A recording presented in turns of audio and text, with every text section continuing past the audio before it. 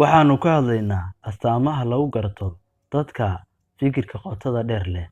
Haddii aad leedahay fikir qoto dheer ama aad tahay qof mar walba u fikira si qoto dheer, waxaad leedahay calaamadahan.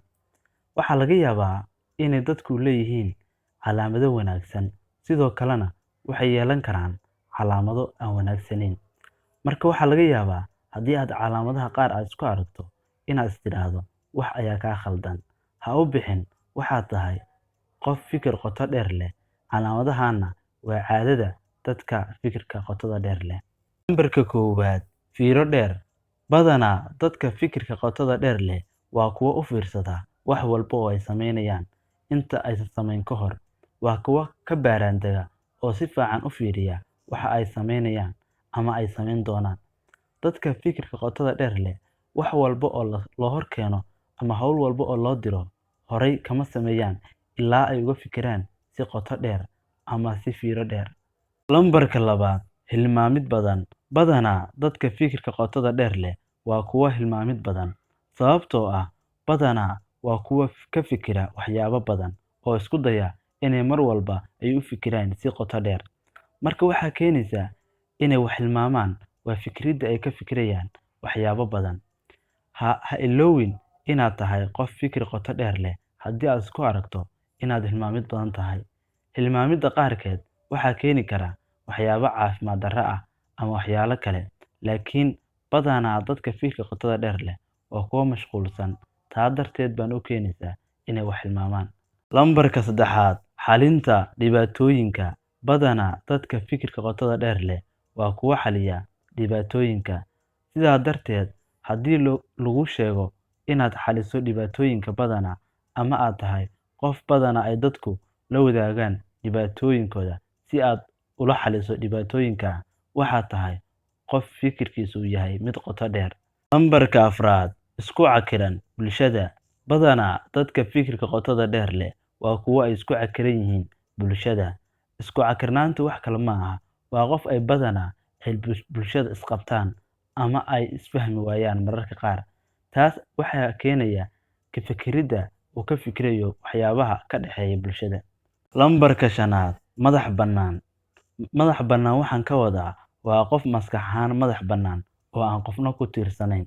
Dadka fikirka qotada dheer leh waa kuwo ayagu isku tiirsan, ma aha kuwo ku tiirsan aragtiyo iyo waxyaabo dad kale ay sameeyeen. Lambarka lixaad, ka fikirid badan. Badanaa dadka fikirka qotada dheer leh waa kuwo sida loo joogo ama ay dadka ula fadhiyaan iska fikiraya ama baxaya. Badanaa waxaad isku aragtaa inaad mararka qaar aad keliga aad fikirto ama aad iska baxdo. Mararka qaar waxaad isku arkaysaa adigoo dad la jooga inaad iska baxdid oo dadku ku dhahaan niyow maxaad ka fikiraysaa. Marka taas waxay kuu sheegaysaa inaad tahay qof fikir qoto dheer leh.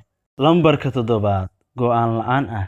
Badanaa dadka fikirka qotada dheer leh waa kuwo aan go'aan lahayn ama go'aan la'aan ah, sababtoo ah waxaa keenaysa wax walba waxay rabaan inay xaliyaan ama ay ka gaaraan si rasmi ah, qorshe fiican inay ka gaaraan.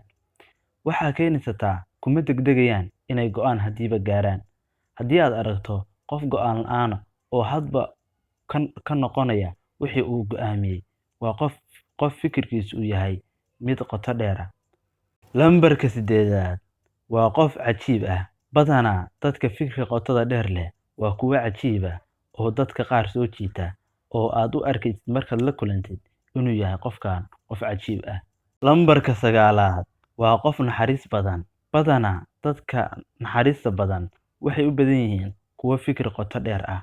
Haddii aad aragto qof naxariis badan, waxaa dhici karta inuu kugu naxariisanayo waxyaabo badan ama uu ka fikirayo xaqiiqada dhabta ah ee ka dambeysa dhibaatadaada, ama uu ku fahmayo waxa ku haysta adiga. Badanaa dadka aan naxariista badnayn ma aha kuwo fikir qoto dheer ah, ma fahmi karaan waxa ka dambeeya dhibaatadaada. Lambarka tobnaad, waxaa ku jira dareen bini'aadantinimo. Badanaa dadka fikirka qotada dheer leh waa kuwo dareen bini'aadantinimo leh. Sidaa darteed, waxay fahmi karaan waxyaabaha dabiiciga ah ama qofka bini'aadanka uu u baahan yahay. Sidaa darteed, waa kuwo fahmaya qofka bini'aadanka waxyaabaha uu dareen ahaan dareemi karo ama dhibaatada uu la kulmayo markaas. Waad ku mahadsan tahay daawashada muuqaalkan. Waxaan filayaa inaad wax badan ka faa'iiday oo ku saabsan fikirka qotada dheer leh. Adigu ma isku aragtaa inaad tahay qof fikir qoto dheer leh? Ma leedahay astaamahan?